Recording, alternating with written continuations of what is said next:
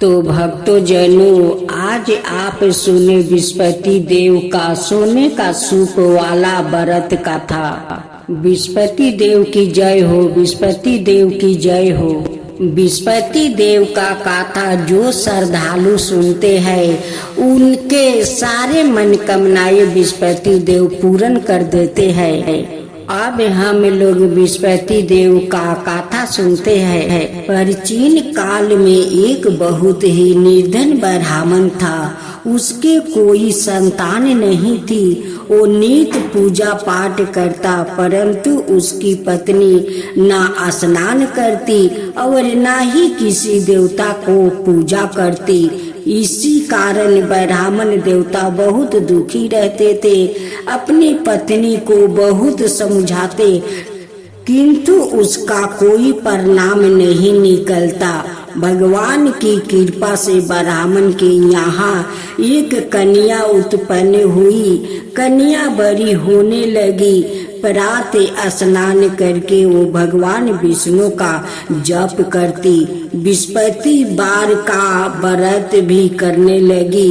पूजा पाठ समाप्त कर पाठशाला जाती तो अपनी मुट्ठी में जौ भर के ले जाती और पाठशाला के मार्ग में डालती जाती। लौटते समय वही जौ सौरन के हो जाते तो उनको बीन कर घर ले आती। एक दिन वो बालिका सूप में उसने सोने के जौ को फटक कर साफ कर रही थी कि तभी उनकी माँ ने देख लिया और कहा कि हे बेटी, सोने का जौ को फटकने के लिए सोने का सूप भी होना चाहिए।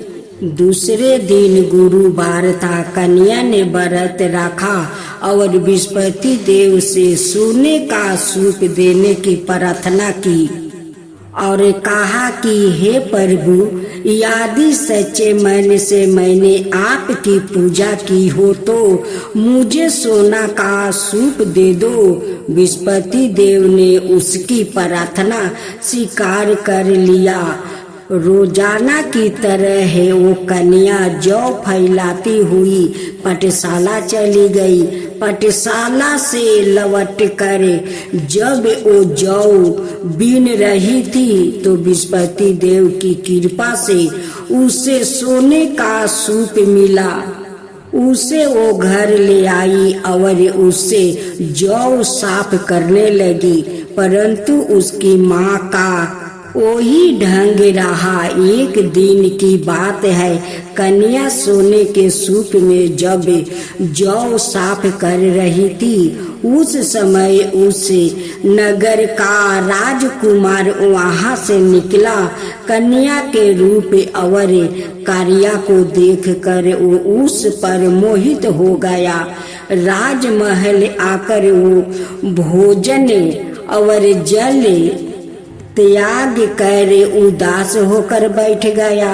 राजा को जब राजकुमार द्वारे अन्न जल त्याग करने का समाचार गाता हुआ तो अपने मंत्रियों के साथ वो अपने पुत्रा के पास गया और पूछा, हे बेटा, तुम्हें किस बात का कष्ट है?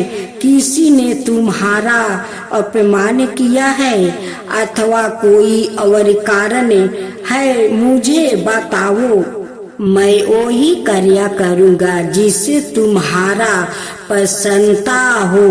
अपनी पिता की बातें सुनकर राजकुमार बोला, हे पिताजी, मुझे किसी बात का दुख नहीं है। किसी ने मेरा अपमान नहीं किया है, परंतु मैं उस लड़की के साथ विवाह करना चाहता हूँ जो सोने का सूप में जौ साफ कर रही थी। राजकुमार ने राजा को उस लड़की के घर का पता भी बता दिया। मंत्री उस लड़की के घर गया।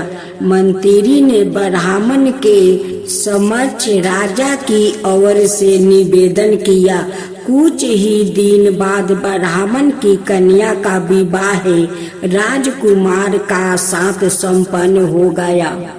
कन्या के घर से जाते ही ब्राह्मण के घर में पहले की भांति गरीबी का निवास हो गया। एक दिन दुखी होकर ब्राह्मण अपनी पुत्री से मिलने गया। बेटी ने पिता की अवस्था को देखा और अपनी माँ का हाल पूछा। ब्राह्मण ने सभी हाल कह सुनाया। कन्या ने बहुत सा धन देकर अपने पिता को विदा कर दिया, लेकिन कुछ दिन बाद फिर वही हाल हो गया।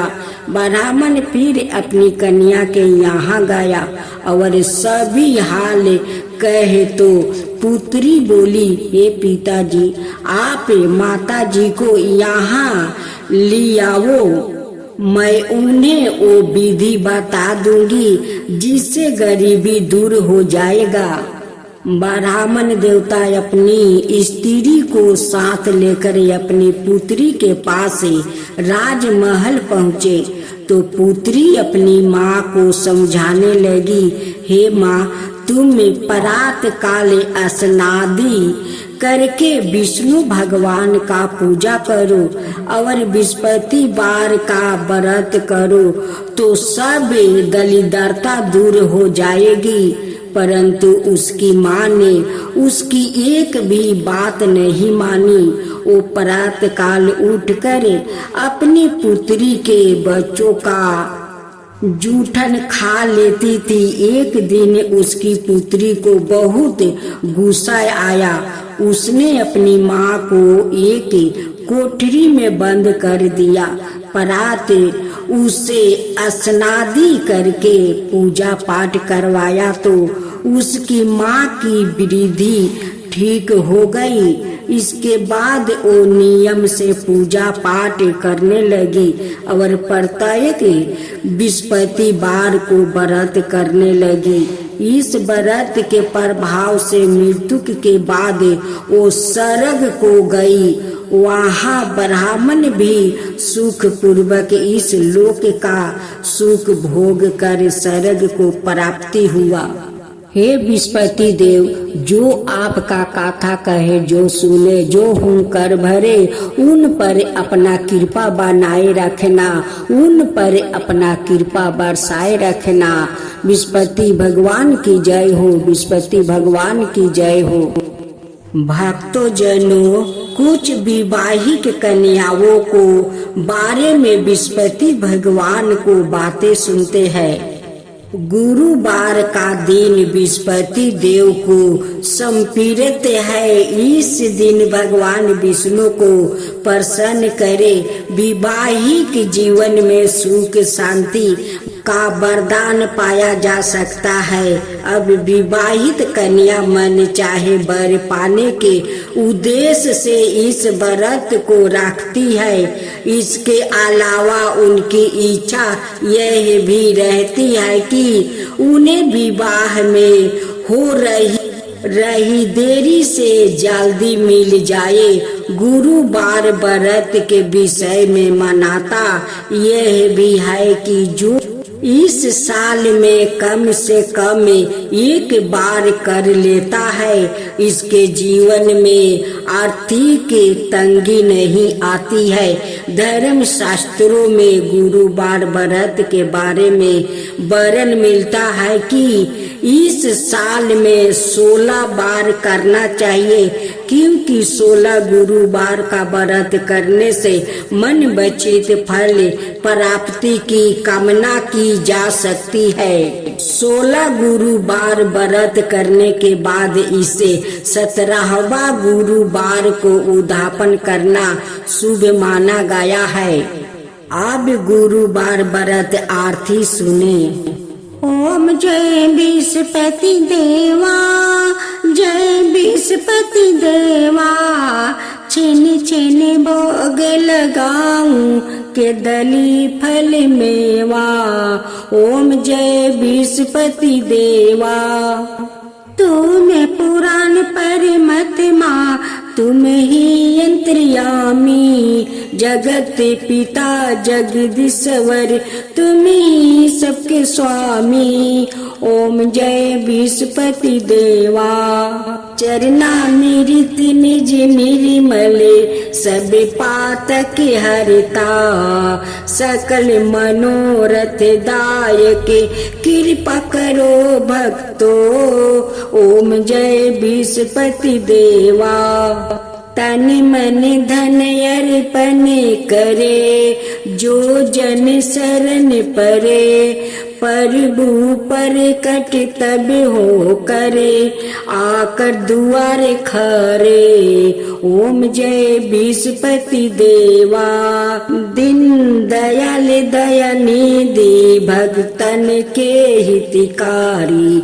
पाप दोष सब हरता भव बंधन हारी। ओम जय विस्पति देवा। सकल मनोरथ दायक सब संशय तारो। विषय विकार मिटाओ संतन का सुखकारी। ओम जय विस्पति देवा। जो कोई आरती आपको प्रेम सहित गावे। सृष्टानंदन बंदे सो निरिचय पावे। ओम जय विस्पति देवा। भक्तों जनों अब आप विस्पति देव का आरती सुने। ओम जय विस्पति देवा। जय विस्पति देवा। छिन छिन भोग लगाऊं केंदली फल मेवा। ओम जय विस्पति देवा। तुम्ही पुराण परमात्मा तुम ही अंतर्यामी। जगत पिता जगदीश्वर तुम ही सबके स्वामी। ओम जय विस्पति देवा। चाना मेरी निजी निर्मल सबके पातक हरता। सकल मनोरथ दायक कृपा करो भक्तो। ओम जय विस्पति देवा। तन मन धन अर्पण करो जो जन शरण परे। प्रभु पर कट तब हो करे आकर दुआरे खारे। ओम जय विस्पति देवा। दीन दयाल धन निधि भक्तन के हितकारी। पाप दोष सब हरता पाव बंधन हारी। ओम जय विस्पति देवा। सकल मनोरथ दायक सब संशय तारो। विषय विकार मेटाओ संतन सुखिकारी। ओम जय विस्पति देवा। जो कोई